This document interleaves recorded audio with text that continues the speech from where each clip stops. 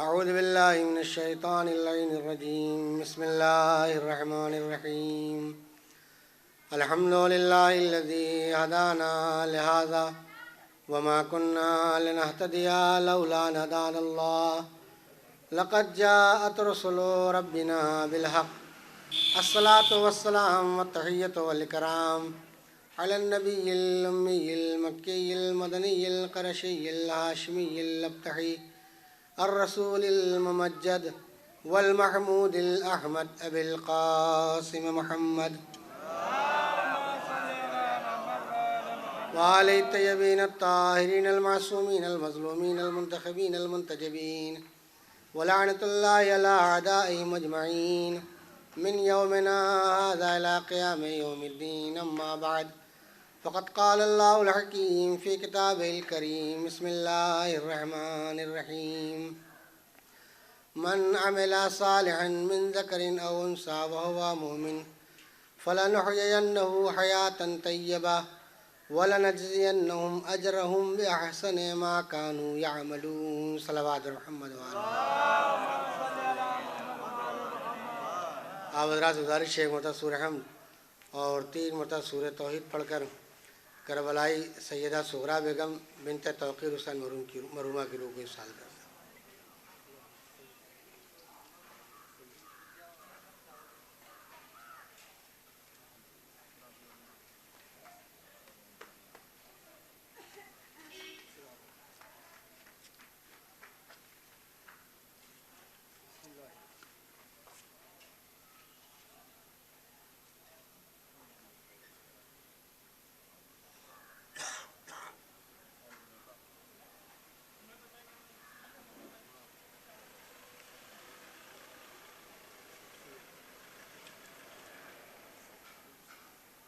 ایک صلوات پڑھیں آپ حضرات.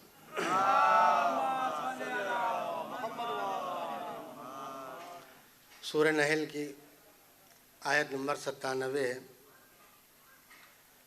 جس میں اعلان رب العزت ہو رہا ہے من عمل صالحا من ذکر او انثی، کہ جو بھی عمل صالح انجام دے گا، جو بھی نیک عمل انجام دے گا، چاہے وہ نیک عمل انجام دینے والا عورتوں میں سے ہو یا وہ عمل صالح انجام دینے والا مردوں میں سے ہو.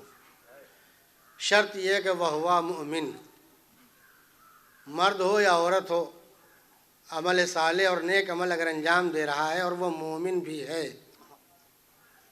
تو اللہ نے اس کے لیے 2 وعدے کیے ہیں. پہلا وعدہ یہ ہے کہ فَلَنُحْيِيَنَّهُ حَيَاةً طَيِّبَةً، کہ ہم اسے پاک و پاکیزہ زندگی عطا کریں گے، حیات طیبہ عطا کریں گے. اور دوسرا وعدہ یہ کہ وَلَنَجْزِيَنَّهُمْ أَجْرَهُمْ بِأَحْسَنِ مَا كَانُوا يَعْمَلُونَ، اور آخرت میں اسے اس کے عمل سے بہترین جزا دیں گے. یعنی اگر عمل کی اوقات 10 روپے کی تھی تو اجر 100 کے برابر ملے گا.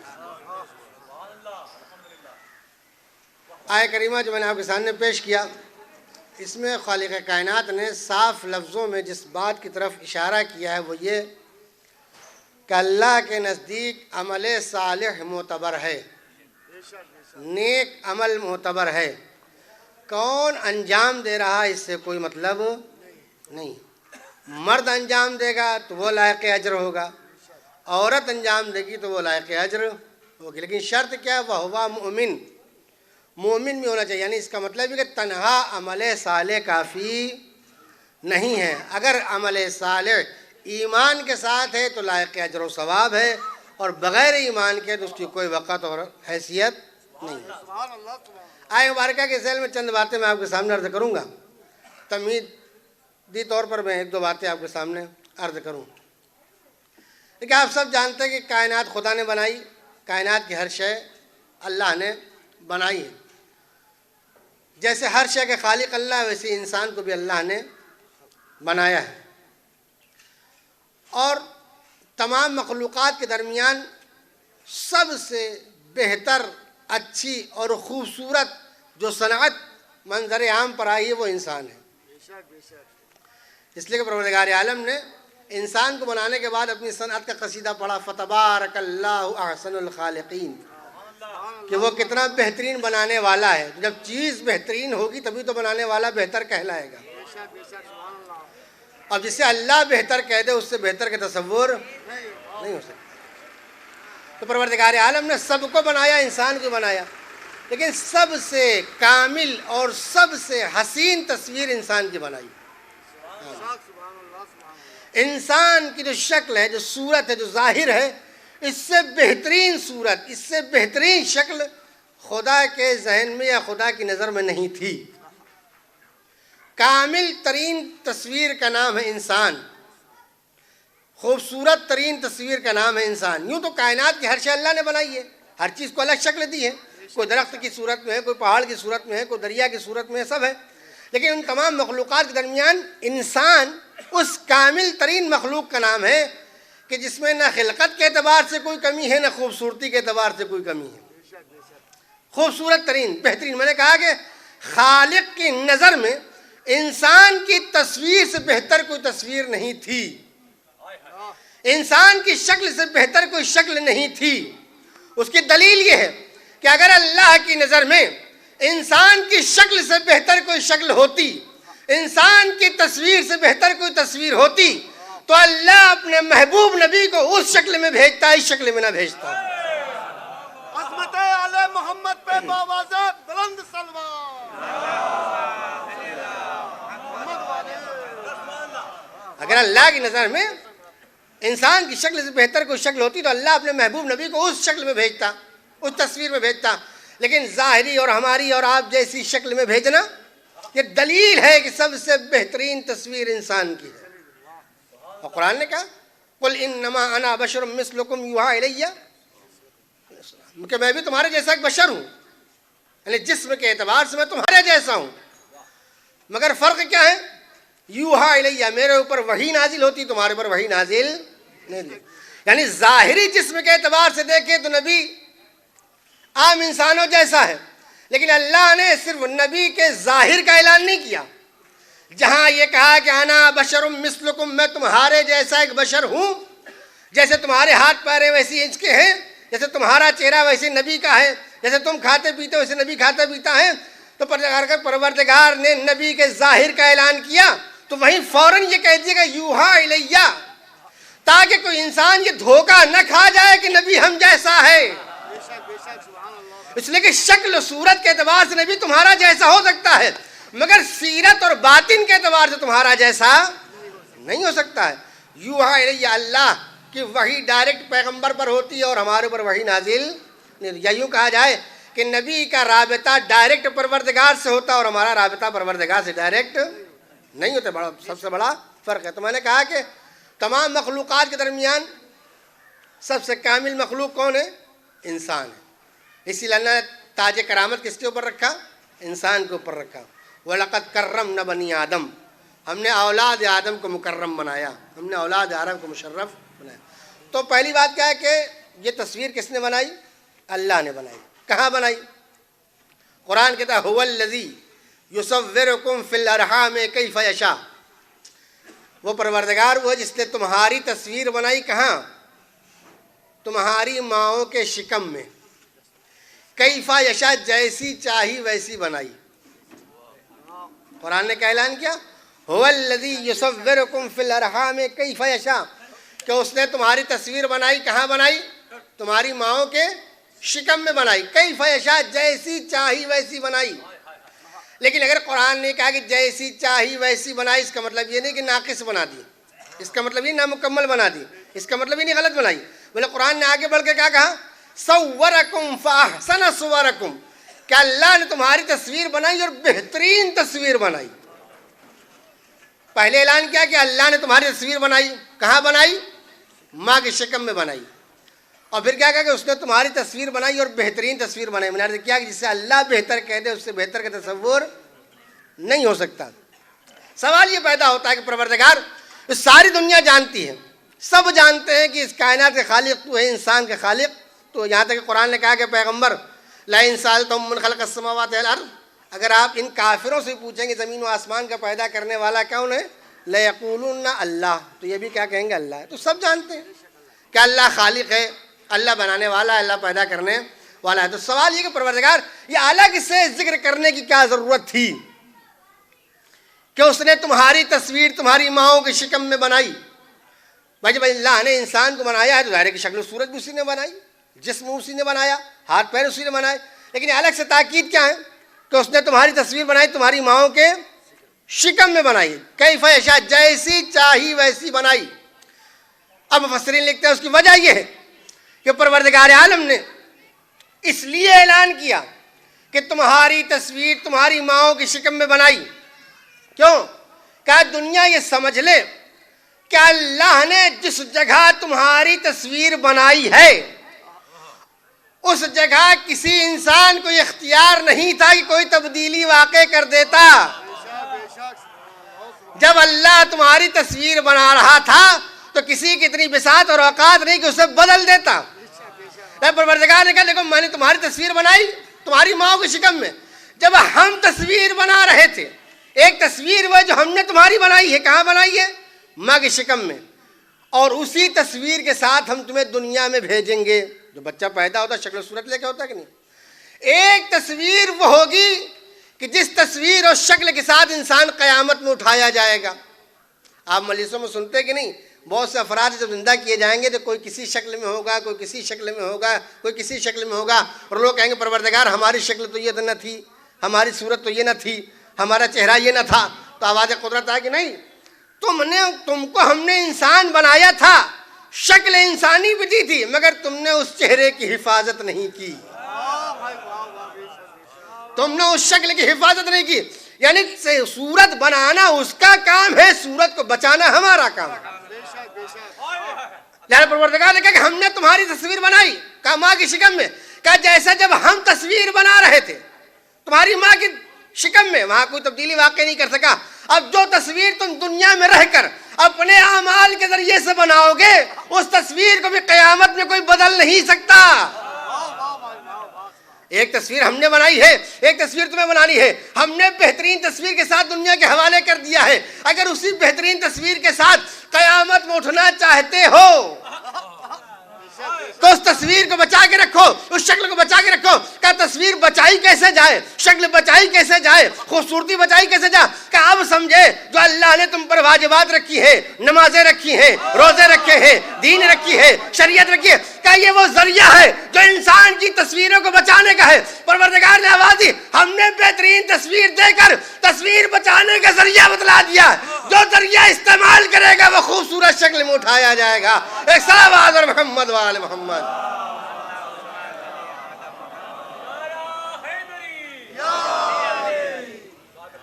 پروردگار عالم نے کہا کہ هو الذی یصورکم فی الارحام کیف یشاء. اس نے تمہاری تصویر تمہاری ماؤں کی شکم میں بنائی، جیسی چاہی ویسی بنائی. لیکن آپ دیکھیں تصویر کیسی بنائی، بہترین تصویر بنائی.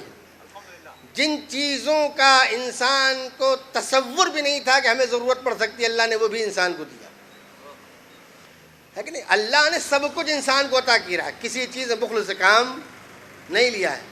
ہم اپنی طرف سے بخل سے کام لے سکتے ہیں مگر وہ اپنی عطا میں بخل سے کام نہیں لے سکتا. ہم مانگتے مانگتے تھک سکتے ہیں مگر وہ عطا کرنے میں کبھی تھک نہیں سکتا. اب یاد رکھیں. اور پروردگار جو انسان کو اس وقت سے دے رہا ہے جب انسان مانگنا بھی نہیں جانتا تھا. یہ کیسے ممکن ہے کہ بندہ مانگے اور پروردگار عطا نہ کرے؟ اس کا مطلب یہ ہے کہ سلیقہ نہیں آتا ہمیں، طریقہ نہیں آتا ہمیں، مانگنا نہیں آتا ہمیں. ورنہ وہ خالق کریم اتنا مہربان ہے کہ جو شکم میں دے رہا تھا ہمیں پتہ بھی نہیں کہ ہمیں پانی چاہیے کہ دودھ چاہیے کہ غذا چاہیے کیا چاہیے، مگر اللہ نے انسان کو سب عطا کیا. تو میں نے عرض کیا کہ تصویر کس نے بنائی؟ خالق کائنات. اب ایک بات اور سلسلے سے پھر اصل موضوع کی طرف آتے ہیں. آپ دیکھیں کہ آج دنیا میں مصوری کا بہت رواج ہے. مصوری کا رواج ہے کہ نہیں؟ پینٹنگ بنائی جاتی ہیں، لاکھوں کروڑوں اربوں میں بکتی ہیں پینٹنگ، لیکن نہیں. مصور کی قدر بھی کی جاتی ہے اور قدر کی جانا چاہیے. میں تصویر بنا رہا ہے اپنے خیالات سے چیزوں کو منظر عام پر لے کر آ رہا ہے. تو میں نے کہا کہ آج کے زمانے میں مصوری کا بہت رواج ہے اور مصوری کی قدر ہے اور اس کی تصویروں کو کروڑوں لاکھوں میں خریدا بھی جاتا ہے اور اچھی اچھی جگہوں پر سجایا بھی جاتا ہے. لیکن آپ دیکھیں کہ دنیا میں مصور پائے جاتے ہیں، ایک پروردگار بھی مصور ہے. میں نے کہا نا هو الذی یصورکم، اس نے آپ کی تصویر بنائی. جو تصویر بنانے والا ہی تو مصور کہلاتا ہے. تو پروردگار بھی مصور ہے اور ہم اور آپ بھی مصور ہیں. مگر فرق کیا ہے پروردگار کے مصور ہونے میں اور تصویر بنانے میں، اور انسان کے مصور ہونے میں اور تصویر بنانے میں فرق کیا ہے؟ کا فرق یہ ہے کہ دنیا کا مصور مجبور ہے اور خدا مختار ہے. دنیا کا مصور مجبور ہے اور خدا کسی مجبوری میں نہیں آتا. دلیل کیا ہے؟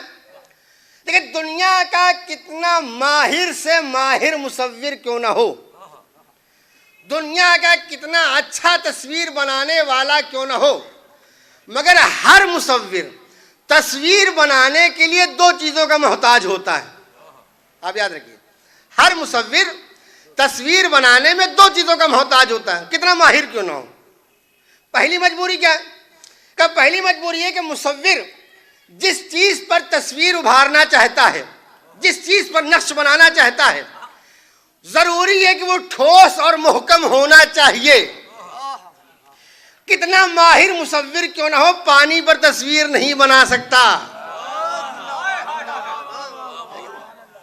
کتنا ماہر مصور کیوں نہ ہو، پانی پر تصویر نہیں بنا، ہلنے ڈلنے والی چیز پر تصویر نہیں بنا. تو دنیا کے مصور کی پہلی مجبوری کیا ہے؟ کہ پہلی مجبوری ہے کہ جس چیز پر تصویر بنائی جا رہی ہے، جس چیز پر نقش بنایا جا رہا ہے، وہ ٹھوس اور محکم اور مضبوط ہونا چاہیے. اور دوسری مجبوری کیا ہے؟ کہ دوسری مجبوری یہ ہے کہ جس جگہ پر تصویر بنائی جا رہی ہے وہاں نور اور روشنی ہونا چاہیے. دنیا کا بڑا سا بڑا ماہر مصور، بہترین تصویر بنانے والا اندھیرے میں تصویر نہیں بنا سکتا. اس لیے کہ اگر اندھیرے میں تصویر بنائے گا تو وہ کارٹون تو بن سکتا ہے، کوئی قاعدے کی تصویر نہیں بن سکتی ہے کہ نہیں. تو آپ نے پہچانا کہ دنیا کا ماہر سے ماہر مصور تصویر بنانے کے لیے دو چیزوں کا محتاج ہے. پہلی مجبوری یہ ہے کہ جس چیز پر تصویر بنانا ہے وہ محکم اور مضبوط ہو. دوسری مجبوری یہ ہے کہ جس جگہ پر تصویر بنا رہا ہے وہاں روشنی اور اجالا ہونا چاہیے. پروردگار نے کہا فرق پہچانو تمہارے مصور ہونے میں، خدا کے مصور ہونے میں. سب سے بڑا بنیادی فرق یہ ہے کہ دنیا کا مصور ہے مجبور، خدا ہے مختار.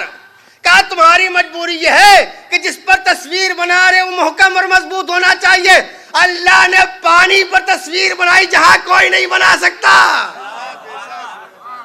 اور دوسری مجبوری یہ ہے کہ جہاں تصویر بناؤ گے وہاں اجالا ہونا چاہیے، روشنی ہونا چاہیے. پروردگار نے کہا ہم نے تمہاری تصویر بنائی، کہا ماں کے شکم میں بنائی ہے، جہاں اندھیرا ہی اندھیرا ہے، اجالے کی گنجائش نہیں ہوتی ہے. ایک صلوات پر محمد وآل محمد.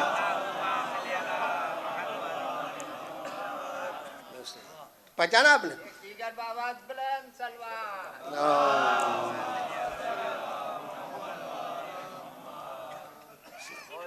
تو خدا بھی مصور ہے، عام انسان بھی مصور ہے، مگر دونوں میں فرق کیا ہے کہ خدا کسی چیز کا محتاج نہیں تصویر بنانے میں، اور انسان بظاہر دو چیزوں کا تو محتاج ہے ہی. انسان کی تصویر میں نقص نکالا جا سکتا ہے، کمی نکالی جا سکتی ہے، مگر خدا کی تصویر میں کمی نکالنا ممکن نہیں ہے. اس لیے جو خود کامل ہے وہ ناقص نہیں بناتا. جو ناقص ہے وہ ناقص بنا سکتا ہے، لیکن جو کامل ہے وہ ناقص نہیں بنا سکتا. پروردگار کسی بھی طرح سے ایک ناقص نہیں ہے، سارے کمال اس کی جگہ پر ہیں. لہذا اس نے تصویر بنا کر بھیجی ہمارے سامنے، وہ بہترین تصویر بنا کر دے گی. یہ تمہید. میں اصل مرحلے کی طرف آ گیا. میں نے کہا کہ پروردگار عالم نے انسان کو دنیا میں بہترین شکل میں بھیجا. اب جو دنیا میں تقسیم ہوئی مرد اور عورت کے اعتبار سے، اللہ نے انسان بنایا چاہے مرد میں ہو یا عورتوں میں ہو. یہ جو مرد اور عورت کی تقسیم کی گئی یہ جسم کی بنیاد پر کی گئی ہے، روح کی بنیاد پر نہیں ہے. یاد رکھیے گا، جو مرد اور عورت کی تقسیم کی گئی ہے، یہ مرد ہے یا عورت ہے، اس کا مرتبہ کم ہے، اس کا مرتبہ زیادہ ہے، اس کا سماج میں کوئی جو ہے وہ حصہ نہیں، اس کے سماج میں حصہ ہی. جتنی تقسیم کی گئی ہے یہ جسم کے اعتبار سے کی گئی، روح کے اعتبار سے نہیں کی. اس لیے کہ روح نہ مذکر ہوتی ہے نہ مؤنث ہوتی ہے، روح نہ مرد ہوتی ہے نہ عورت ہوتی ہے. یہ جسم ہے جو مرد اور عورت میں تقسیم کیا گیا ہے کہ نہیں؟ آپ قرآن دیکھتے کہ اللہ نے کیا کہا کہ فَإِذَا نَفَخْتُ فِيهِ مِنْ رُوحِي فَقَعُوا لَهُ سَاجِدِينَ، جہاں اپنے روح پھونک دیں تو سب کے سب سجدے میں گر جانا. روح ایک ہے. اگر عورت کے اندر آ گئی تو وہ عورت کہلائی، مرد کے اندر آ گئی تو مرد کہلایا. جسم کے اعتبار سے تقسیم ہے، روح کے اعتبار سے تقسیم نہیں. اسی لیے آپ دیکھیں، اس سے پہلے جملہ عرض کریں، آپ دیکھیں کہ دنیا میں کبھی بھی جو ہے وہ عورت عزت کی نگاہ سے نہیں دیکھی گئی. آپ سب جانتے ہیں یہ، چاہے اسلام آنے سے پہلے کا زمانہ ہو یا اسلام آنے کے بعد کا زمانہ، کبھی عورت کو اچھی نگاہ سے نہیں دیکھا گیا. طرح طرح کے نام سے اس کو یاد کیا گیا. بالخصوص زمانے پیغمبر میں جو ابتدائی دور تھا اس میں عورت کی کوئی قیمت نہیں تھی. آپ سب جانتے ہیں کہ زندہ لڑکیوں کو دفنا دیا کرتے تھے، مجلسوں میں آپ سنا کرتے ہیں. کوئی وقت نہیں تھی، کوئی عزت نہیں تھی. لیکن آپ دیکھیں کہ خدا کی نگاہ میں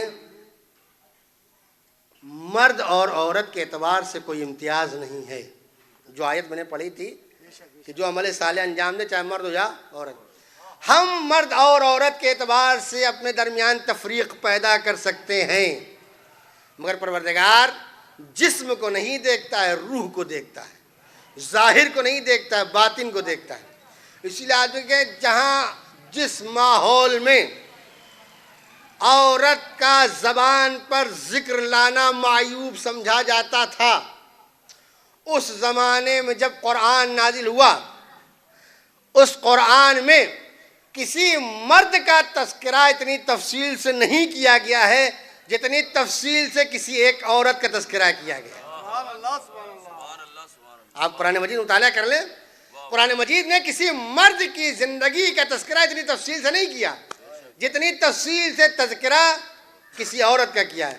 ولادت سے پہلے کا تذکرہ، ولادت کے بعد کا تذکرہ، پیدا ہونے کے بعد جوانی کا تذکرہ، تربیت کا تذکرہ، پھر اس کے بعد بچہ ہونے کا تذکرہ، پھر بچے کا ماں کی عصمت میں گواہی دینے کا تذکرہ، پھر اس کے بیٹے کا آسمان میں اٹھائے جانے کا تذکرہ ہے کہ نہیں ہے؟ جناب مریم کا تذکرہ ہے کہ نہیں ہے؟ یعنی ولادت سے پہلے سے لے کر وفات کے بعد تک کا تذکرہ پایا جاتا ہے. یعنی قرآن یہ بتلانا چاہتا ہے کہ عورت کو عورت ہونے کی بنیاد پر نظر انداز مت کرو. اس لیے کسی کو حقارت کی نگاہ سے مت دیکھو کہ وہ عورت ہے، وہ صنف نازک ہے.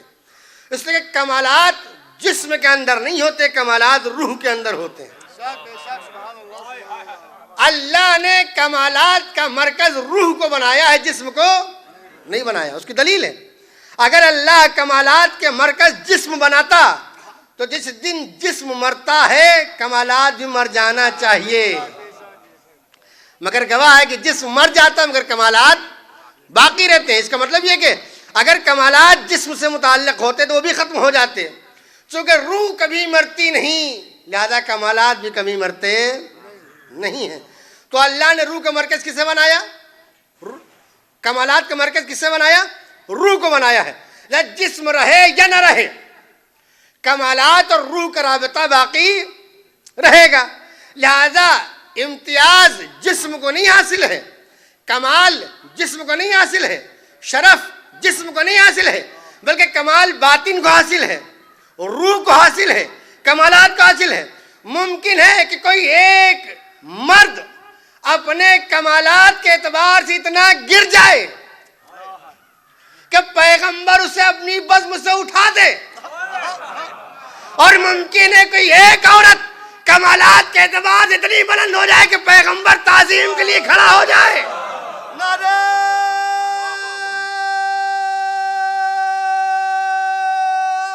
حیدری. جناب فاطمہ زہرا سلام اللہ علیہا پا باواز بلند سلوات. محمد والے یہ کیا ہے؟ کا وجہ یہ ہے کہ تم ظاہر کو مت دیکھو، جسم کیسا ہے، شکل کیسی ہے، تم یہ دیکھو باطن کیسا ہے، روح کیسی. کمالات روح کے اندر پائے جاتے ہیں، اور اللہ اور آل محمد باطن پر نگاہ کرتے ہیں، ظاہر پر نگاہ نہیں کرتے ہیں. اسی لیے اگر آج میں معصومین کی آپ حدیث اٹھا کر دیکھیے گا تو جسم سنوارنے کے اوپر بہت کم حدیث ہیں. اکثر احادیث باطن کو سنوارنے کے اوپر ہیں، اس لیے کہ جب تک کہ باطن مضبوط نہیں ہوگا ظاہر کی مضبوط ہونے سے کوئی فائدہ نہیں، جب تک کہ روح مضبوط نہیں ہوگی جسم کے مضبوط ہونے کا کوئی فائدہ نہیں۔ میں نے کہا کمالات روح میں پائے جاتے ہیں، میں مثال دوں بات ذہن سے نزدیک ہو جائے۔ آپ دیکھیں شجاعت کمال ہے کہ نہیں کمال؟ بہادری کمال ہے، لیکن شجاعت کا تعلق جسم سے ہے کہ روح سے؟ بتائیے آپ، شجاعت کا تعلق جسم سے کہ روح سے؟ جسم سے نہیں ہے، روح سے ہے۔ اس کی میں مثال دیتا ہوں آپ کو واضح دلیل۔ آپ ہر سماج ہر معاشرے ہر گاؤں میں آپ کو مل جائے گا بعض افراد جسم کے اعتبار سے بہت لہیم شہیم ہوتے ہیں، لیکن اگر معمولی سے جھگڑا ہو جائے سب سے پیچھے ہو جاتے ہیں، اور بعض افراد جسم کے اعتبار سے بہت لاغر کمزور ہوتے ہیں مگر مرد میدان ہوتے، کبھی پیچھے ہوتا کہ نہیں ہوتا؟ اس کا مطلب کیا کہ اگر شجاعت کا تعلق جسم سے ہوتا تو موٹے جسم والا آگے ہوتا، پتلے جسم والا پیچھے ہوتا، مگر تجربہ کیا کہتا ہے کہ جس کا جسم زیادہ ہے وہ پیچھے ہے اور جو لاغر کمزور ہے وہ آگے ہے۔ اس کا مطلب جسم کا موٹا یا دبلا ہونا انسان کو شجاع نہیں بتاتا ہے، بلکہ انسان کی روح کا مضبوط ہونا انسان کو شجاع بناتا ہے۔ اگر روح میں شجاعت ہے تو قدم آگے بڑھیں گے، اگر روح میں بزدلی ہے تو قدم پیچھے ہٹیں گے۔ تو میں نے ایک مثال دی۔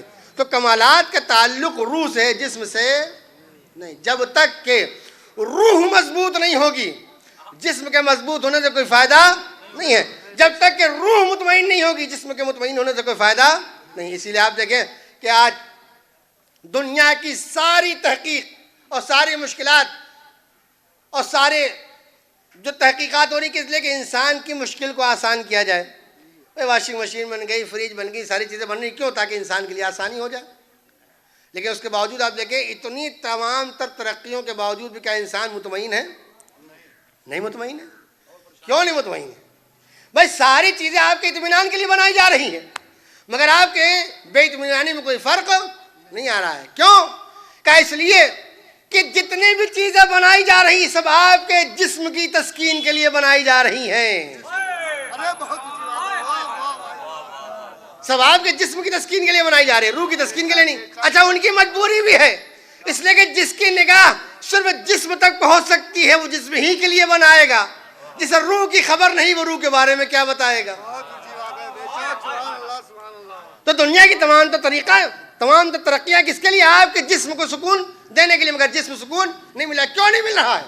بھائی آپ کو اے سی مل رہی ہے، ٹھنڈا پانی مل رہا ہے، بہترین بستر مل رہی ہے، بہترین فضا، سارے جتنی ضرورتیں جسم کو حاصل ہونا چاہیے وہ سب مل رہی ہیں، پھر بھی انسان مضطرب ہے، پریشان ہے، بے چین ہے۔ کیوں؟ کہ اس لیے کہ جب تک کہ روح مطمئن نہیں ہوگی تب تک کہ جسم کے اطمینان سے کوئی فائدہ نہیں۔ اس لیے قرآن نے نسخہ بتایا، الا بذکر اللہ تطمئن القلوب، یاد رکھو ذکر الہی سے دلوں کو اطمینان ملتا ہے۔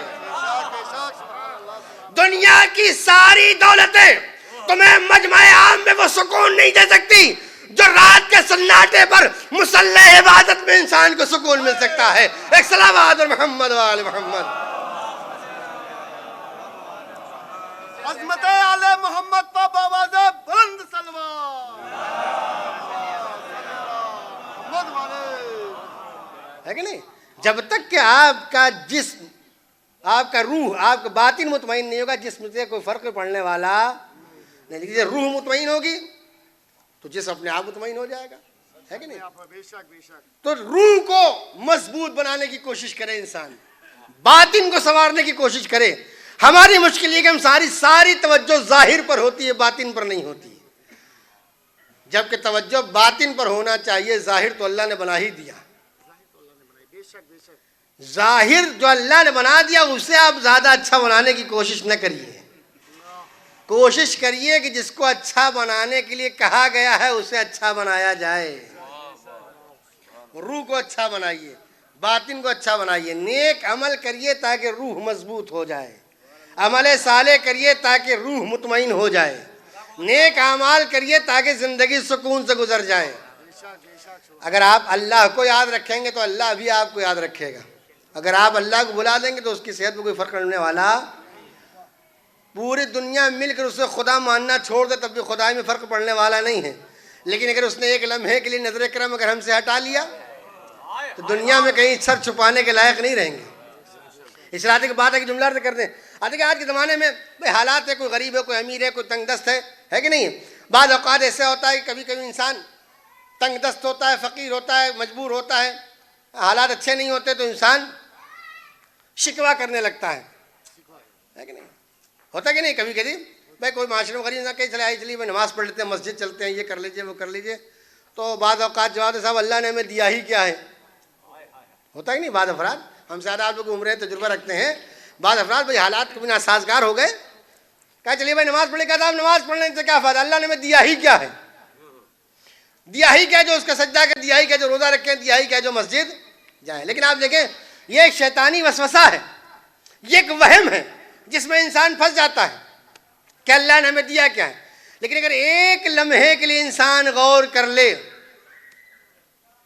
ایک لمحے کے لیے تحقیق کر لے، نہیں ضرورت نہیں بیٹا، بیٹھ جاؤ، صلوات علی محمد وعلی محمد، ضرورت نہیں، بیٹھ جاؤ۔ یہ شیطانی وسوسہ ہے کہ اللہ نے ہمیں دیا کیا لہذا نماز پڑھیں، اللہ نے دیا کیا جو روزہ رکھیں، اللہ نے دیا کیا اس کی بارگاہ میں جائیں۔ ایک لمحے کے لیے اگر انسان غور کر لے تو ہدایت پا جائے، ایک لمحے کے لیے غور کر لے، شیطانی وسوسے سے نکل آئے گا۔ میں نے عرض کیا انسان کہتا کیا ہے کہ اللہ نے ہمیں دیا کیا، اور سب سے بڑی مصیبت تو یہ ہے کہ جب انسان اپنی انسانیت سے گرنا شروع ہوتا ہے تو اتنا گر جاتا ہے کہ وہ خدا کی شکا بندوں کی بارگاہ میں لے کر پہنچ جاتا ہے۔ نعرہ تکبیر، نعرہ تکبیر، نعرہ رسالت، نعرہ حیدری، جناب ابو طالب علیہ السلام پا باواز بلند سلوات۔ میں نے کہا حد تو تب ہوتی ہے کہ جب انسان اپنی انسانیت سے گرتا ہے اور اللہ کی شکایت بندوں کی بارگاہ میں کرتا ہے کہ اللہ نے میرے ساتھ یہ کر دیا، اللہ نے میرے ساتھ یہ کر دیا۔ اس بندے کی اوقات کیا جس کے سامنے خدا کی شکایت کر رہے ہو؟ جو اپنے وجود میں خدا کا محتاج ہے وہ تمہاری کیا مشکل عطا کرے گا؟ میں نے کہا کہ یہ انسانیت سے گرتا ہے، اس لیے قرآن مجید نے کیا کہا ہے کہ جب انسان انسانیت سے گرتا ہے اولئک کالانعام بل ھم اضل، کہ وہ جانور ہے بلکہ ان سے ہی بدتر ہے۔ قرآن نے کہا جانور سے بدتر ہے، کیوں؟ اس لیے کہ جانور کتنا ہی بے وفا کیوں نہ ہو مگر اپنے مالک سے وفاداری کرتا ہے، مگر جب انسان انسانیت سے گرتا ہے تو مالک سے بھی وفا نہیں کرتا۔ تو میں نے عرض کیا کہ یہ انسان کا وہم ہے، یہ شیطانی وسوسہ ہے کہ اللہ نے ہمیں دیا کیا جو نماز پڑھیں، دیا کیا جو سجدہ کریں، دیا کیا جو مسجد جائیں۔ میں نے کہا ایک لمحے کے لیے غور کر لے تو ہدایت پا جائے۔ صرف اتنا سوچ لے کہ جس زبان سے شکوہ کر رہا ہے اس میں بولنے کی صلاحیت دی کس نے؟ صرف ایک غور کر لے کہ جس زبان سے شکایت کرتا پھر رہا ہے، جس زبان سے شکوہ کرتا پھر رہا ہے، اس زبان میں بولنے کی صلاحیت دی کس نے؟ اللہ گونگا بنا دیتا تو کہنے کے لائق بھی نہ رہتے۔ تو اللہ کے احسان اور کرم ہے کہ تمہیں آج اس نے بولنے کے لائق بنا دیا۔ تم شکوہ کرتے پھر رہے ہو، تم شکایت کرتے پھر رہے ہو، تم لوگوں سے کہتے ہوئے جا رہے ہو۔ انسان کی سب سے بڑی مشکل یہ ہے کہ اللہ کی ہزار نعمتیں بھول جاتا ہے، ایک مصیبت یاد رہ جاتی ہے۔ یہ سب سے بڑی مشکل انسان کی کہ اللہ کی ہزار نعمتوں کو بھول جاتا ہے اور ایک مصیبت یاد رہ جاتی ہے، حالانکہ وہ مصیبت بھی اسی کے عمل کا نتیجہ ہوتی ہے۔ وہ مصیبت، وہ آفت، وہ چیزیں وہ بھی اسی کے عمل کا نتیجہ ہے۔ بھائی دعا کمیل میں آپ پڑھتے کہ نہیں؟ دعا کے مولانا نے کیا فرمایا؟ اللہم اغفر لی الذنوب التی تنزل البلا، خدایا میرے ان گناہوں کو بخش دے جو بلا اور مصیبت کے نازل ہونے کا سبب بنتے ہیں۔ یعنی مولا نے کہا صاف کر دیا کہ مصیبتیں تمہاری وجہ سے آتی ہیں، اللہ کو ظالم مت ٹھہرانا۔ اللہ ظالم نہیں اپنے بندے، اللہ بندوں پر رحیم ہے، مہربان ہے، رؤوف ہے، اس سے زیادہ رحم دل کوئی نہیں ہے۔ اسی لیے معصوم نے پروردگار کی صفت بیان کی، یا سریع الرضا، جلد راضی ہو جانے والے، جلد راضی ہو جانے والے۔ آپ یاد رکھیے کہ دنیا میں بہت سے افراد ہیں جو ایک دوسرے کی شان میں گستاخی کرتے ہیں، غلطی ہو جاتی ہے، لیکن اگر ہماری شان میں کسی نے گستاخی کر دی یا ہم نے کسی کی شان میں کوئی گستاخی کر دی اور غصہ ہو گیا، آپ یاد رکھیے تجربہ کر سکتے ہیں، اگر دو شخصوں اور دو لوگوں کے درمیان جھگڑا ہو جائے اور اختلاف ہو جائے اور بعد میں یہ پتہ چلے کہ صاحب غلط فہمی سے اختلاف ہوا تھا، کسی نے غلط خبر دے دی تھی، کسی نے غلط وجہ بیان کر دی تھی، ہے کہ نہیں؟ آپ یاد رکھیے، اگر اس کے بعد معذرت اور معافی تلافی ہو بھی جائے تب بھی پہلی جیسی محبت لوٹ کر نہیں آتی۔ ایک درار پڑ جاتی، وہ درار ہٹتی ہے کہ نہیں ہے؟ سب کچھ ہو گیا، لیکن پروردگار کیا ایسی کوئی چیز، پروردگار کی بارگاہ میں کتنا بڑا گنہگار کیوں نہ آ جائے، اس کے ہاں بدلے کی کوئی بھاونا نہیں ہوتی ہے، جذبات اور انتقام اس کے یہاں نہیں ہوتے۔ پروردگار انتقام لے بھی تو کیوں لے؟ اس لیے کہ انسان کی اوقات کا جس سے انتقام لے، انسان کی حیثیت کا انتقام لے۔ انتقام اور بدلہ لیا جاتا ہے برابر والے سے، خدا کے برابر کون ہے جس سے؟ ذرا پروردگار کے انتقام اور جذبات نہیں ہوتے ہیں، وہ تو بندوں کے لیے بیٹھا ہوا ہے دروازہ کھول کے کہ جب تمہیں وقت ملے تب آ جاؤ۔ کوئی وقت اللہ نے محدود اور مخصوص نہیں کیا، تمہیں آزادی جب وقت ملے اللہ کی بارگاہ میں آ جاؤ۔ میں نے کہا پروردگار کا رحم اور کرم ہے کہ اس نے بندوں کو اتنی چھوٹ دے دی ہے۔ میں نے کہا ہمارے اختلافات آ سکتے، پروردگار کیا نہیں، اسی لیے آج کی بات آگے طور سے کرتے ہیں، الگ سی بات ہے۔ آپ دیکھیں کہ اللہ نے ہر انسان کو ثواب کا حقدار بنایا ہے، حصے دار نہیں بنایا۔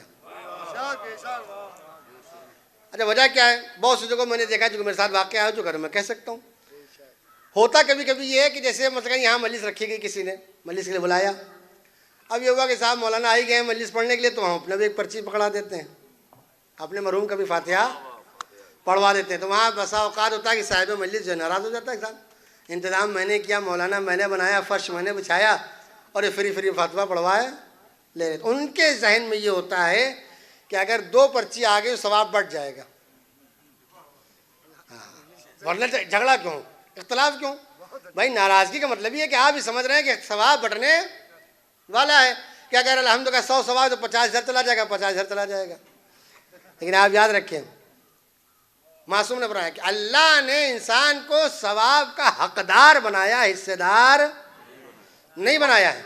اگر الحمد کا 100 ثواب ہے تو آپ پوری دنیا کے مومنین کے نام لے لیں، سب کو 100 برابر سے ملیں گے، کسی میں کمی ہونے والی نہیں ہے۔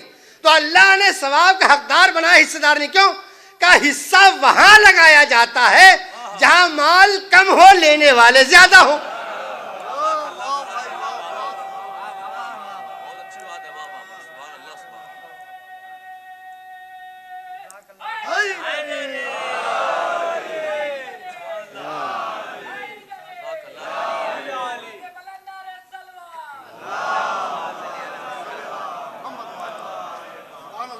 حصہ کہاں لگایا جاتا؟ کیا حصہ وہاں لگایا جاتا جب مال کم ہو، لینے والے زیادہ ہو۔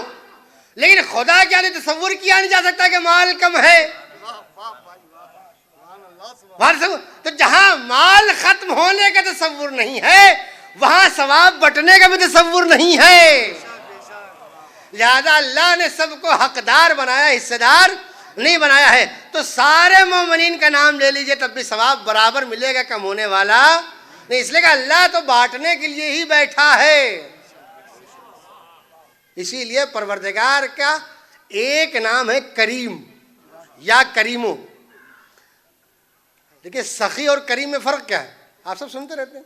سخی کہتے ہیں اسے جو مانگنے کے بعد دے، اور کریم کہتے ہیں اسے جو مانگنے سے پہلے دے۔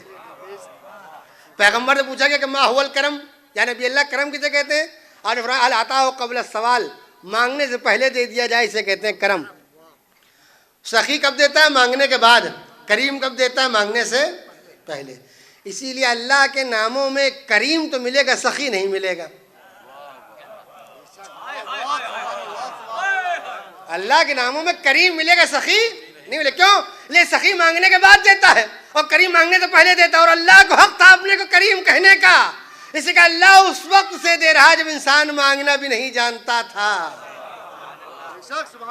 تو کریم، اب یہ ہماری اردو زبان کی مجبوری ہے کہ ہم سخی کو بھی سخی کہتے ہیں اور کریم کو بھی سخی کہتے ہیں، لیکن عربی میں دونوں کا مطلب الگ ہوتا ہے۔ اس لیے ایک بات آگے درد کرتے ہیں، دیکھیں کریم ہمارے بہت سے لوگ ہوتے ہیں کریم کہلاتے ہیں، تو بہت کریم آدمی ہے، کسی کو اپنے دروازے سے واپس نہیں کرتا، کسی کو خالی ہاتھ لوٹاتا نہیں ہے۔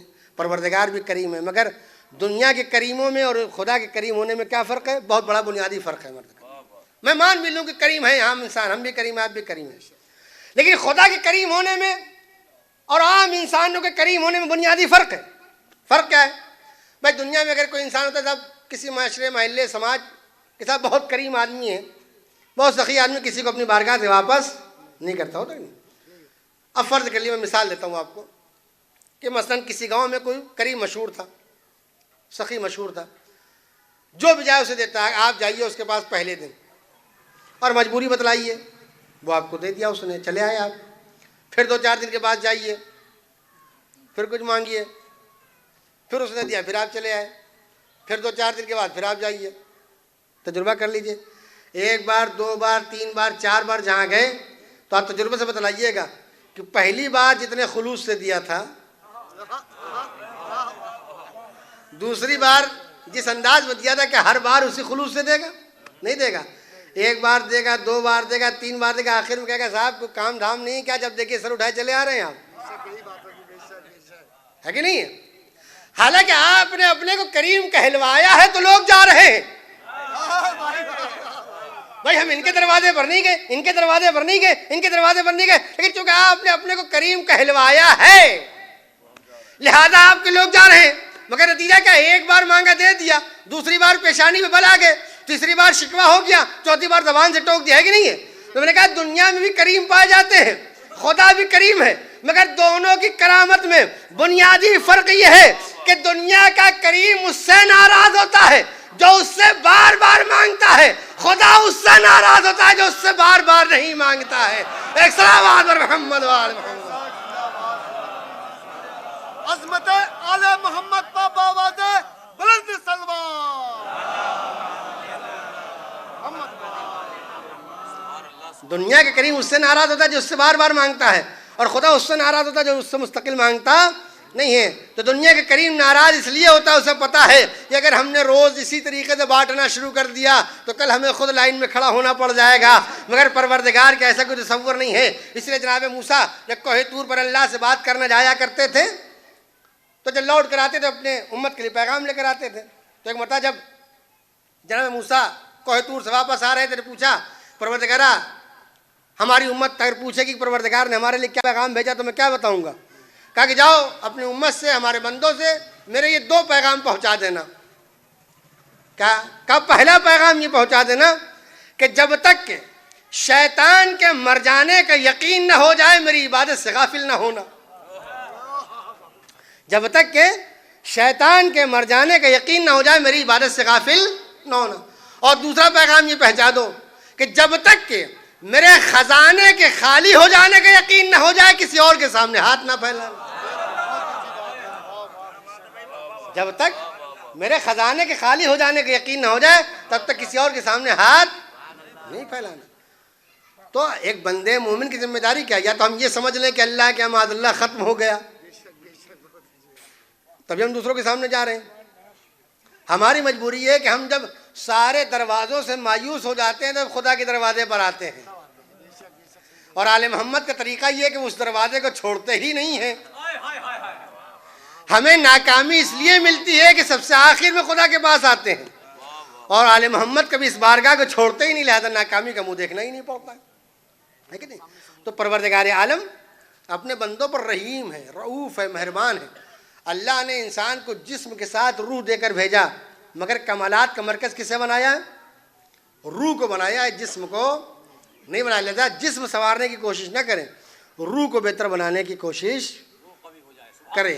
جس دن روح قوی ہو جائے گی جسم اپنے آپ قوی ہو جائے گا، جس دن باطن مضبوط ہو جائے گا جسم اپنے آپ مضبوط ہو جائے گا، ہے کہ نہیں؟ اسی لیے آپ دیکھیں کہ اسلام نے جہاں پر انسانوں کو بہت سی چیزوں کی طرف دعوت دی ہے، وہاں سب سے بڑی اور سب سے اہم پیغام جو دیا وہ کس بات کا؟ ہمارے ہاں سب سے بڑا مسئلہ یہ ہے، معاشرے ہر جگہ ہر سماج میں ہے کہ بعض گناہ ایسا ہوتے ہیں جس کو ہم گناہ سمجھتے ہی نہیں ہیں۔ کسی مومن کا مذاق اڑانا، کسی کو حقارت کی نگاہ سے دیکھنا، کسی کو اشاروں میں بدنام کر دینا۔ قرآن نے کہا یعلم خائنۃ الاعین، جو آنکھوں کے اشارے سے ایک دوسرے کی آبرو ختم کر دیتے ہیں، پروردگار ان اشاروں سے بھی واقف ہے۔ اس لیے میں جملہ کہتا ہوں کہ جسے نفسوں کی خبر ہو اسے لفظوں سے دھوکہ نہیں دیا جا سکتا. جسے نفسوں کی خبر ہو اسے لفظوں سے دھوکہ نہیں دیا جا سکتا. ہم آپ کو سلام کر رہے ہیں, آپ کو نہیں پتا کہ ہم آپ کے بارے میں کیا سوچ رہے ہیں. آپ ہم کو سلام کر رہے ہیں, ہمیں نہیں پتا آپ میرے بارے میں کیا سوچ رہے ہیں, اس لیے کہ دل کے حالات ایک دوسرے کو نہیں پتا ہے. لیکن جو دلوں کے حالات سے واقف ہے, ذہنوں کی فکروں سے واقف ہے, ان ذہنوں کے ارادوں سے واقف ہے, آنکھوں کے اشاروں سے واقف ہے, اسے دھوکہ دینا ممکن نہیں ہے. دادا اسی لیے کہا گیا ہے کہ معصوم نے فرمایا اگر یہ چاہتے ہو کہ اللہ تمہارے رازوں کو پوشیدہ رکھے تو تم دوسروں کے رازوں کو چھپانا سیکھو.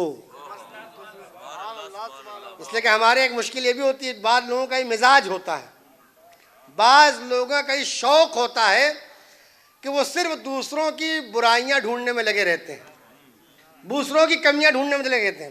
ایسے شخص کی مثال مولا کائنات نے اس مکھی سے دی ہے کہ جو انسان کے صحیح سالم جسم کو چھوڑ کر اس جگہ پر بیٹھتی جہاں مواد نکل رہا ہے, خون نکل رہا ہے, گندگی نکل رہی ہے. یعنی اس کو پورا صحیح سالم جسم نظر نہیں آتا, وہ نجس جگہ پر سمجھ میں آتی. ویسی وہ انسان جو صرف برائیاں ڈھونڈتا ہے, کمیاں ڈھونڈتا ہے, اس کو انسان کے اندر پائی جانے والی 100 اچھائیاں نظر نہیں آتی. ایک برائی ڈھونڈتا ہے تاکہ اسے بدنام کر دیا جائے.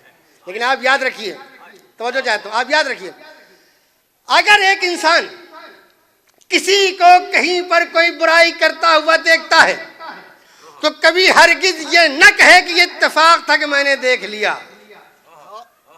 کبھی نہ سوچے کہ اتفاق تھا کہ میں آج گزر رہا تو دیکھ لیا. نہیں, یہ اتفاق نہیں تھا, بلکہ اللہ نے آپ کو مرحلہ امتحان میں لا کر کھڑا کیا تھا. اللہ نے آپ کو مرحلہ امتحان میں لا کر کھڑا کیا تھا کہ دیکھیں تمہارے سینے میں کتنی وسعت پائی جاتی ہے کہ تم میرے ایک بندے کے گناہ کو چھپا پاتے ہو کہ نہیں چھپا پاتے. میں نے کہا کہ بعض لوگوں کو شوق ہوتا ہے, اور آپ دیکھیں کہ یہ کوئی نئی بات نہیں, ہر زمانے میں رہا. اس لیے آپ اپنی بات کے ثبوت کے طور پر روایت عرض کر دیں. ایک شخص ہمارے چھٹے امام جعفر صادق علیہ السلام کے بعد آیا, اور آنے کے بعد کہتا ہے رسول اللہ, ہم نے فلاں شخص کو فلاں گناہ کرتے ہوئے دیکھا, تو کیا اجازت ہے کہ میں اس گناہ کو لوگوں کے درمیان بیان کر دوں؟ تو مولا نے پوچھا, بتلاؤ جس گناہ کو تم نے کرتے ہوئے دیکھا کیا اس کے بارے میں صرف تم جانتے ہو, سب جانتے ہیں؟ تو کہا نہیں مولا, صرف میں جانتا ہوں, آج اتفاق ہے کہ میں نے دیکھا اسے کرتے ہوئے مجھے معلوم ہو گیا. تو امام نے کہا نہیں, ہرگز تمہیں اجازت نہیں بیان کرنے کی. تو ظاہر جو سوال ہمارے ذہن میں آیا وہ اس کے ذہن میں آیا. انہیں مولا کو سنی سنائی بات تو ہم کر نہیں رہے کہ جس میں دھوکے کا امکان ہے. میں نے اپنی آنکھوں سے دیکھا, میں خود گواہ ہوں, میں نے اپنی آنکھوں سے گناہ کرتے ہوئے دیکھا ہے, پھر آپ بیان کرنے سے کیوں روک رہے ہیں؟ اب یہ جملہ تاریخی جملہ جو امام نے ارشاد فرمایا, امام جب اس نے کہا کہ مولا میں نے سنی بات نہیں ہے, میں نے اپنی آنکھوں سے دیکھا اسے گناہ کرتے ہوئے, پھر آپ بیان کرنے سے کیوں؟ اس لیے بعض مومنین کہتے ہیں نا کہ میں سنی سنائی بات نہیں کروں, میں نے اپنی آنکھوں سے دیکھا اس لیے بیان کروں گا ضرور. اس نے بھی کہا کہ مولا میں نے اپنی آنکھوں سے گناہ کرتے ہوئے دیکھا, پھر آپ بیان کرنے سے کیوں روک رہے ہیں؟ اب مولا نے تاریخی جملہ ارشاد فرمایا, کہ یہ بتلاؤ کیا تم نے اپنے کو خدا سے بڑا سمجھ رکھا ہے؟ کیا تم نے اپنے کو خدا سے بڑا سمجھ رکھا ہے؟ اس نے کہا مولا میں سمجھا نہیں, آپ کہنا کیا چاہتے ہیں؟ کیا میں یہ کہنا چاہتا ہوں کیا تم نے خدا سے اپنے کو بڑا سمجھ لیا؟ کیا مطلب؟ کیا مطلب یہ ہے کہ جو خدا مدتوں سے اس کے گناہ سے واقف تھا مگر آج تک چھپاتا چلا آ رہا ہے, اور تم آج ایک مرتبہ دیکھ کر اتاولے ہو رہے ہو کہ فوراً بیان کر دیا جائے.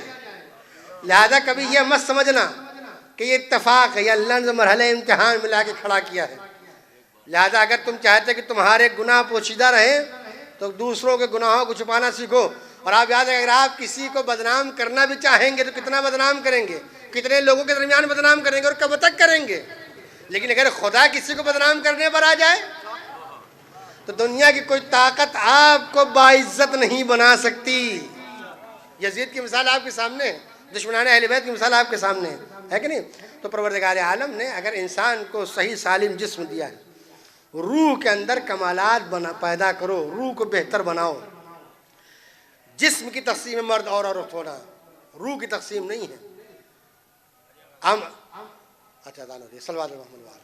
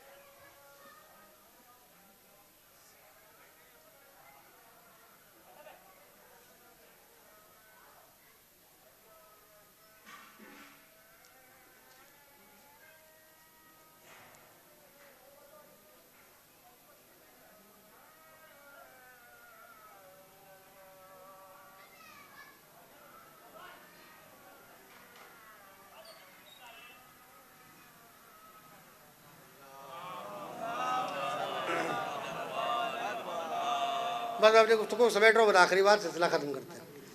میں نے کیا کہ تقسیم جسم کے اعتبار سے ہوتی ہے، روح کے اعتبار سے نہیں ہوتی ہے۔ اسی لیے اللہ نے، اگر آپ غور کریں تو مرد اور عورت کو جو سب سے پہلا رشتہ دیا وہ رشتہ ازدواجیت، زوجیت کا رشتہ دیا۔ شوہر اور زوجہ رشتے کے اعتبار سے بالکل برابر ہوتے ہیں، دونوں کا رتبہ برابر کا ہوتا ہے۔ میں نے کہا یہ جسم کی تقسیم ہے کہ ہم عورت کو کمزور کہتے ہیں، مرد کو طاقتور، عورت کو کم فضیلت دیتے ہیں اور مرد کو زیادہ، سمجھے؟ لیکن اللہ کے دونوں برابر ہیں۔ اسی لیے اللہ نے جب کائنات کا سب سے پہلا مرد بنایا اور کائنات کی سب سے پہلی عورت بنائی، یعنی اور آدم اور حوا کو جب بنایا، پہلا مرد بنا، پہلی عورت بنی، لیکن دونوں کے درمیان رشتہ اور رابطہ کون سا رکھا؟ زوجیت کا رابطہ رکھا۔ چاہتا تو باپ بیٹی کا رشتہ بنا سکتا تھا، چاہتا تو بھائی اور بہن کا رشتہ بنا سکتا تھا، چاہتا تو کوئی اور رشتہ بنا سکتا تھا، مگر پروردگار عالم نے شوہر اور زوجہ کا رشتہ بنایا۔ کہا اس نے کائنات میں ہر رشتے میں چھوٹا اور بڑا ہو سکتا ہے، مگر تنہا یہ وہ رشتہ ہے جو برابری کا رشتہ کہلاتا ہے۔ عورت اور زوجہ، مرد اور شوہر اور زوجہ کا رشتہ وہ جو برابر کا رشتہ ہے، اس میں کمی نہیں۔ تو میں نے آخری بات ہے، سلسلہ ختم کرتے ہیں۔ اس لیے آپ دیکھیں کہ قرآن مجید، زوجہ عربی کا لفظ ہے، آپ جو جانتے ہیں زوجہ عربی کا لفظ ہے۔ قرآن مجید میں بیوی کے لیے دو لفظ استعمال کیا۔ آخری بات ہے، قرآن مجید نے بیوی کے لیے دو لفظ کا استعمال کیا ہے، کہیں پر زوجہ استعمال کیا، کہیں پر امرأہ استعمال کیا، امرأتن، دونوں کے معنی زوجہ اور بیوی کے ہیں۔ کہیں پر زوجہ استعمال کیا، کہیں پر امرأہ استعمال کیا۔ فرق کیا ہے؟ علماء اور مفسرین نے لکھا کہ دونوں بیوی کے معنی میں ہیں، مگر کہیں پر زوجہ کہا، کہیں پر امرأہ کہا۔ کہا فرق یہ ہے، امرأہ اس بیوی کو کہا جاتا ہے یا اس جگہ کہا جاتا ہے جہاں شوہر اور بیوی کے درمیان صرف جسمانی رابطہ تو پایا جائے، ذہنی اور فکری رابطہ نہ پایا جائے۔ امرأہ اس جگہ کو کہا، اس عورت کو کہا جاتا ہے جو بیوی ہے، مگر اس بیوی کو کہا جاتا ہے جہاں شوہر سے جسمانی ہم آہنگی تو ہوتی ہے مگر فکری ہم آہنگی نہیں ہوتی۔ جسمانی رابطہ تو ہوتا ہے مگر فکری رابطہ نہیں ہوتا۔ زوجہ اسے کہا جاتا ہے جہاں جسمی رابطہ بھی ہو اور فکری رابطہ بھی ہو،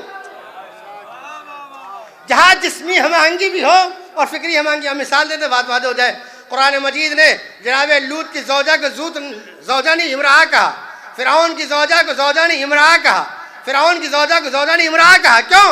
کہا کہ فرعون کی زوجہ وہ ہے کہ جہاں جسمانی رابطہ تو ہے، فکری رابطہ نہیں۔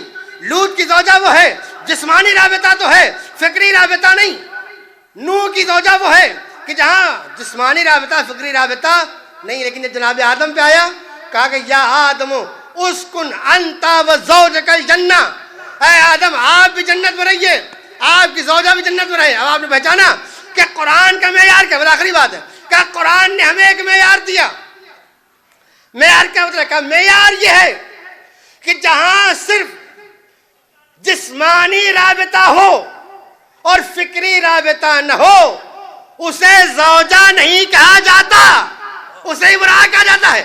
اس کا مطلب یہ قرآن کا اصول اور قانون یہ ہے کہ زوجہ بننے کے لیے سب سے بڑی شرط یہ ہے کہ اگر جسم ایک ہو تو فکر بھی ایک ہونا چاہیے، مزاج بھی ایک ہونا چاہیے، نظریہ بھی ایک ہونا چاہیے۔ اگر مرد اور عورت کی نظریہ بدل گیا، مزاج بدل گیا، فکر بدل گئی، سوچ بدل گئی تو سب کچھ ہو سکتی ہے، زوجہ کہے جانے کے لائق نہیں ہے۔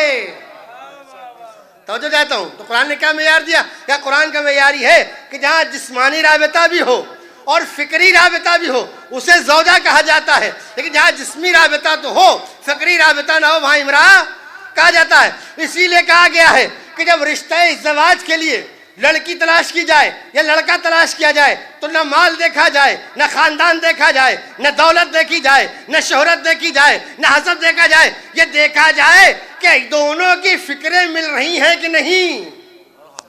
اس لیے کہ اختلاف وہی ہوتا ہے جہاں فکریں بدل جاتی ہیں، جہاں مزاج بدل جاتا ہے، جہاں سوچ بدل جاتی ہے. جہاں سوچ ہو کہ فکر ایک ہو، مزاج ایک، وہاں اختلاف نہیں ہوتا ہے. تو میں نے کہا کہ قرآن نے کہا کہ زوجہ وہی کہے جانے کے لائق ہے کہ جہاں شوہر سے جسمانی رابطہ بھی ہو اور فکری رابطہ بھی ہو. اگر آپ نے میری بات یاد محسوس کی، اب سمجھیے پیغمبر نے کیوں کہا کہ اگر علی نہ ہوتے تو فاطمہ کا کوئی شوہر نہ ہوتا. پیغمبر نے کیوں کہا کہ اگر علی نہ ہوتے تو فاطمہ کوئی کفر نہ ہوتا، کوئی شوہر نہ ہوتا، کوئی ہمسر نہ ہوتا. یا رسول اللہ، بہترین قبیلے کے لوگ ہیں، بہترین جسم والے ہیں، بہترین خاندان والے ہیں، بڑے بڑے مالدار ہیں، مگر آپ کہہ رہے ہیں کہ نہیں کوئی نہیں. ارے غیر انسان تو انسان، انبیاء میں بھی کوئی فاطمہ کا شوہر بننے کے لائق نہیں. کہا کیوں؟ پیغمبر نے کہا مزاج پہچانو.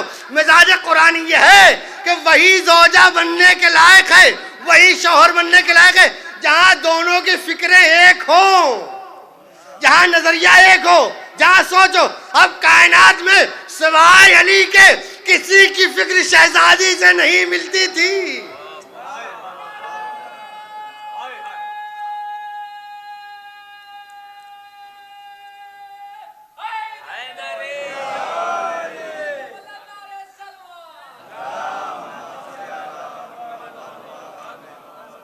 سارے کائنات میں چاہے نبیوں میں ہو یا غیر نبیوں میں ہو، کوئی بھی ایسا نہیں تھا کہ جہاں دونوں کی فکریں ملتی ہوں، جہاں دونوں کا مزاج ملتا ہو، جہاں دونوں کی سوچ ملتی ہو. پیغمبر نے بتلایا سوچ ملنا ضروری ہے، فکر ملنا ضروری ہے، نظریہ ملنا ضروری ہے. اسی لیے علی سے شادی ہوئی. میں کہوں گا یا رسول اللہ، آپ جانتے تھے کہ علی کی فکر مل رہی ہے، خدا جانتا تھا کہ علی کی فکر مل رہی ہے. ہم کیسے مانیں، ہم کیسے مانے کہ جو رشتہ خدا نے کیا، جو رشتہ آپ نے کیا، وہاں فکر مل رہی تھی، مزاج مل رہا تھا، سوچ مل رہی تھی. ہم کیسے مانے؟ شاید یہی وجہ تھی کہ تاریخ میں پہلی بار کسی باپ نے اپنی بیٹی کے لیے سوال کیا کہ یا علی تم نے میری بیٹی کو کیسا پایا؟ یا علی تم نے میری بیٹی کو کیسا پایا؟ یہاں پانے سوال پیغمبر کا تھا. وہ سوال اسی لیے تھا تاکہ دنیا پہچان لے جو مزاج علی کا ہے وہی مزاج فاطمہ کا ہے، جو فکر علی کی ہے وہی فکر فاطمہ کی ہے. اسی لیے مولا نے فرمایا کہ نعم العون فی طاعت اللہ، اللہ کی اطاعت میں بہترین مددگار پایا. یعنی علی کے اس جملے نے اعلان کر دیا کہ جو مزاج فاطمہ کا ہے وہی مزاج علی کا ہے، جو فکر فاطمہ کی ہے وہی فکر علی کی ہے، جو سوچ فاطمہ کی ہے وہی سوچ علی کی ہے. کائنات میں علی کے علاوہ کوئی ایسا نہیں تھا جو فاطمہ کا ہم مزاج بن سکتا، فاطمہ کا ہم فکر بن سکتا. اسی لیے قدرت نے دو ایسے رشتے آپس میں کیے جس کی مثال نہ دنیا میں کہیں موجود تھی نہ آخرت میں کوئی موجود ہوگی. یہ کائنات کا واحد رشتہ ایسا ہے کہ جس کی یہاں یہ امتیاز پایا جاتا، یہاں فکر بھی ایک، سوچ بھی ایک، خیال بھی ایک، عصمت بھی ایک، مخزن علم بھی ایک، مرکز علم بھی ایک ہے کہ نہیں. لہذا اختلافات کا کوئی یہاں پر تصور ہی نہیں پیدا ہوتا. ہر انسان بعض اوقات ایسا ہوتا ہے، بعض اوقات ایسا ہوتا ہے کہ انسان کچھ کرنا چاہتا ہے کار خیر، مگر گھر والوں کی مجبوری سے نہیں کر پاتا. کیوں؟ اس لیے کہ آپ کی فکر الگ ہے، ان کی فکر الگ ہے، آپ کی سوچ الگ ہے، ان کی سوچ الگ ہے. مگر جسے گھر کی طرف سے اطمینان ہو پھر وہ کار خیر میں کبھی پیچھے نہیں رہتا. علی کیوں ہر منزل پر آگے آگے ہیں. جنگ صفین ہوئی، جنگ خیبر ہوئی، جنگ خندق ہوئی، مال غنیمت سب کو ملا، آپ کو بھی ملا، مگر گھر آتے آتے خالی ہاتھ پہنچ رہے ہیں. ہر انسان یہ سوچتا ہے کہ گھر جائیں گے خالی ہاتھ تو کیا کہیں گے گھر والے، مگر علی کو یہ فکر نہیں ہے. کیوں؟ اس لیے کہ بیوی ہم مزاج ہے، بیوی ہم فکر ہے، بیوی ہم آہنگی رکھتی ہے. یہ وجہ جب علی گھر میں آئے، فاطمہ نے پہنچا یا علی سب مال غنیمت لے کر آئے کہ آپ کو نہیں ملا؟ کہانی شہزادی ملا تو تھا، مگر گھر آتے آتے مدینے میں کچھ فقراء و مساکین تھے جن کے درمیان میں نے تقسیم کر دیا. اب آپ جانتے ہیں تاریخ میں شہزادی نے جواب سننے کے بعد کچھ شکوہ نہیں کیا بلکہ پروردگار کا شکر ادا کیا. پروردگار تو نے ایسا شوہر مجھے دیا. جب مزاج ملتا ہے، فکر ملتی ہے، تب ایسا معاشرہ تشکیل پاتا ہے، تب ایسے اولادیں وجود میں آتی ہیں، تب ایسا خاندان پیدا ہوتا ہے. کربلا میں آپ ہی کے تو خاندان تھا. جو کمال شہزادی کا تھا وہی ثانیہ زہرا جناب زینب کا کردار ہے, ام کلثوم کا کردار ہے. کسی کی ہمت نہیں کہ ظالم کے سامنے سر اٹھا لے, مگر اس گھرانے کی بیٹیاں ظالم کی نگاہوں میں نگاہیں گڑا کر بات کر رہی ہیں. قیدی ہتھکڑیوں میں جکڑا ہوا ہے, مگر پھر بھی جب کلام کرتا ہے تو روب ایسا ہوتا ہے کہ پورا قصر یزیدی ہل جاتا ہے. یہ کہاں سے روب آیا, یہ کہاں سے کمال آیا, یہ کہاں سے قوت اور طاقت آئی ہے. جسم قید ہے, ہاتھوں میں ہتھکڑیاں بھی ہیں, پیروں میں بیڑیاں بھی ہیں, لنگر بھی ہے, توق بھی سب ہے, مگر کیوں کہا نہیں, جسم کو قیدی بنایا جا سکتا ہے مگر روح کو قیدی نہیں بنایا جا سکتا. جب تک کہ روح آزاد رہے گی جسم کی قید سے کوئی فرق پڑنے والا نہیں. کربلا والوں نے دکھایا کہ نہیں دکھایا, سب کو قید کر لیا, قتل کر دیا, مگر کسی کی روح کو قید نہیں کر سکے, کسی کی فکر کو قید نہیں کر سکے. یہ جرأت آئی کہاں سے؟ چند جملے مصائب کی جمرت آئی کہاں سے, حوصلہ آیا کہاں سے؟ اسی گھرانے کی پرورش کا نتیجہ تھا. شہزادی نے وہ پرورش کی اپنے بچوں کی کہ جنہوں نے نہ اپنی جان کی فکر کی, نہ مال کی فکر کی, نہ عزت کی فکر کی, نہ ناموس کی فکر کی. بس فکر کی تو یہ فکر کی کہ دین بچ جائے, شریعت بچ جائے, خدا بچ جائے, اس کا نام بچ جائے. ساری فکر کی. اور آپ دیکھیں انہوں نے کیا کہ کائنات میں تنہا یہ رشتہ ایسا تھا کہ جو برابری کا رشتہ تھا, جہاں جسمی روابط تھے اور فکری رابطہ بھی تھا, ذہنی رابطہ بھی تھا, کوئی فرق پڑنے والا نہیں تھا. جو علی چاہتے تھے وہی شہزادی, جو شہزادی چاہتے تھے وہی علی. کوئی کبھی مرضی میں اختلاف نہیں ہوتا تھا. آپ دیکھیں بچن جملے مصائب کے روایتیں کہتی ہیں کہ پوری دنیا کے لیے مشکل کشا مولائے کائنات ہے, لیکن مولائے کائنات کے لیے سکون کا سبب کون تھا؟ شہزادی فاطمہ الزہرا سلام اللہ علیہ. مولائے کائنات کتنے ہی پریشان کیوں نہ ہو, کتنی مصیبت میں کیوں نہ ہو, کتنی ذہنی پریشانی میں کیوں نہ, مگر آپ کو بیان ہے کہ جب میں فاطمہ کے پاس آتا تھا تو سکون ملتا تھا. اس لیے کہ جب روح تسکین پاتی ہے تو جسم اپنے آپ سکون پا جاتا ہے, لیکن جب روح کو تسکین نہیں ہوتی جسم کو تسکین کا فائدہ نہیں. یہ وجہ ہے کہ ایک مرتبہ جب مولائے کائنات سر جھکائے ہوئے گھر میں داخل ہوئے, شہزادی نے کہا, یا علی, ہم نے سنا ہے کہ لوگ آپ کو سلام نہیں کرتے. مولا نے فرمایا, بنت رسول, مصیبت یہ نہیں کہ لوگ سلام نہیں کرتے, بلکہ مصیبت تو یہ کہ علی جن کو سلام کرتا ہے وہ سلام کا جواب بھی نہیں دیتے. علی کی دلجوئی کرنے والا کوئی نہیں تھا سوائے فاطمہ الزہرا کے, لیکن فاطمہ بھی بہت زیادہ دن تک دلجوئی نہیں کر پائی. یہ پوری زندگی کل 18 برس کی تھی. ابھی 18 برس میں کوئی خاتون ٹھیک سے جوان نہیں ہوتی, مگر 18 برس کی عمر میں شہزادی کے ہاتھ میں عصا آ گیا ہے, آپ عصے کے سہارے چل رہی ہیں. مگر غیرت کا عالم یہ ہے کہ پسلیاں ٹوٹ گئیں, مگر کبھی علی سے نہ شکوہ کیا نہ علی کو احساس ہونے دیا, کبھی احساس نہیں ہونے دیا. یہی وجہ تھی, علماء لکھتے ہیں کہ جو شہزادی نے وصیت کی تھی کہ رات میں غسل دینا, رات میں کفن دینا, رات میں دفن کرنا کا, اس کی وجہ شاید یہ تھی کہ جب علی رات میں شہزادی کا زخم دیکھ کر برداشت نہیں کر پائیں گے اور چیخ مار دیں گے, تو اگر دن کے اجالے میں علی زخم دیکھ لیں گے تو کیا عالم ہوگا. جہاں شہزادی نے پہلی وصیت کر دی کہ رات میں غسل دیجیے گا. بچن جملے مصائب کی روایتیں کہتی ہیں کہ شہزادی نے اسما سے وصیت کی کہ دیکھو میں حجرے میں جا رہی ہوں, جب تک کہ آواز تسبیح و تحلیل آتی رہے سمجھنا کہ تمہارے کائنات کی شہزادی زندہ ہے, اور جب آواز آنا بند ہو جائے تو سمجھ لینا کہ شہزادی دنیا سے چلی گئی ہے. اسما کے کان لگے ہوئے, کچھ دیر کے بعد دیکھا کہ تسبیح کی آوازیں آنا بلند ہو گئی. اسما سمجھ گئی شہزادی دنیا سے چلی گئی, مگر وصیت ہے کہ جب بچے آئیں تو پہلے انہیں کھانا کھلانا, بعد میں وفات کی خبر دینا. کچھ دیر گزری تھی کہ حسن و حسین داخل ہوئے, اسما نے دسترخوان بچھا دیا, آؤ بچوں کھانا نوش کر لو. لوگوں نے کہا, اسما کیا کبھی ایسا ہوا ہے کہ ہم نے ماں کے بغیر کھانا کھایا ہو؟ جب اسما نے کئی بار بات کو ٹالنا چاہا, آخر مجبور ہو گئے, اشارہ کر دیا کمرے کی طرف. اب جو بچے حجرے میں پہنچے تو کیا دیکھا کہ ماں اس دنیا سے جا چکی ہے. سروں سے اماموں کو پھینکا اور مسجد کی طرف دوڑتے ہوئے چلے اور پہنچے گا, بابا جان ہم یتیم ہو گئے, بابا جان ہماری ماں کا سایہ سر سے اڑ گیا.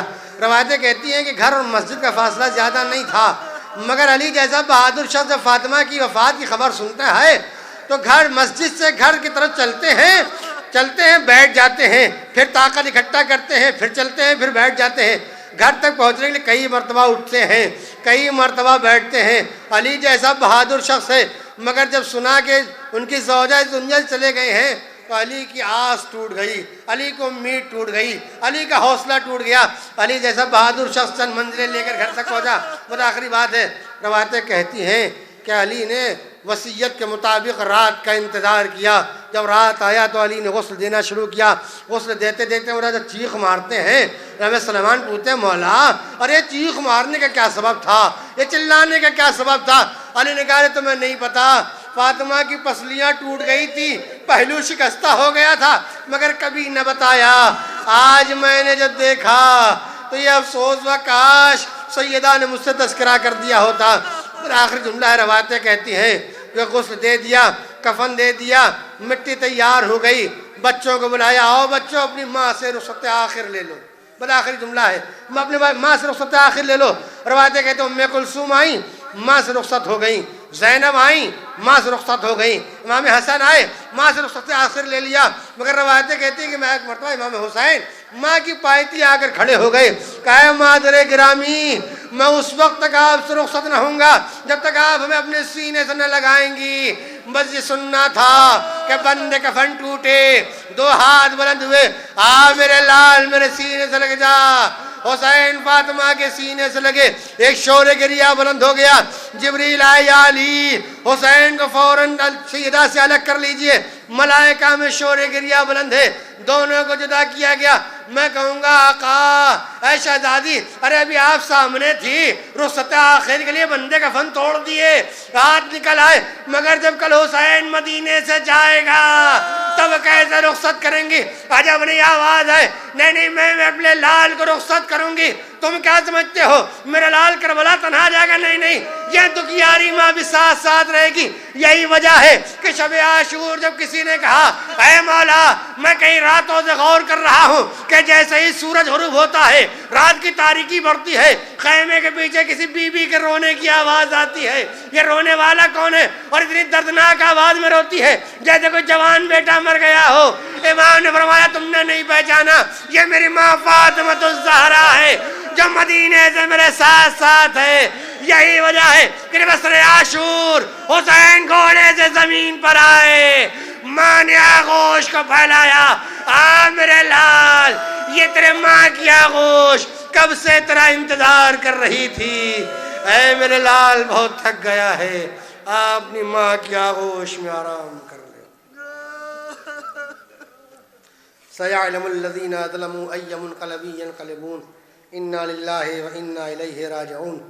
پروردگار تجھ واسطہ محمد و آل محمد علیہ الصلوۃ والسلام کا ہماری اس مختصر سی ادا کو قبول فرما۔ جو پریشان حال ہیں ان کی پریشانیوں کو دور کر دے، جو مریض انہیں شفاء کامل عطا فرما، جو بے روزگار انہیں روزی عطا فرما، جو حج و زیارات کے مشتاق انہیں حج و زیارات سے مشرف فرما۔ پروردگارہ جو مرحومین اس دنیا سے چلے گئے انہیں جوار معصومین میں جگہ عنایت فرما۔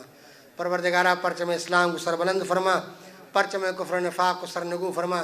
پروردگارہ ہمارے آخری امام کے ظہور میں تعجیل فرما، ہم سب کو ان کے اعوان و انصار میں شمار ہونے کی توفیق عطا فرما۔ آپ حضرات سے گزارش ہے ایک مرتبہ سورہ حمد اور 3 مرتبہ سورہ توحید پڑھ کر مرحومہ کربلائی سیدہ سغرا بیگم بنت توقیر حسین مرحومہ کی روح کو اصال کرنا۔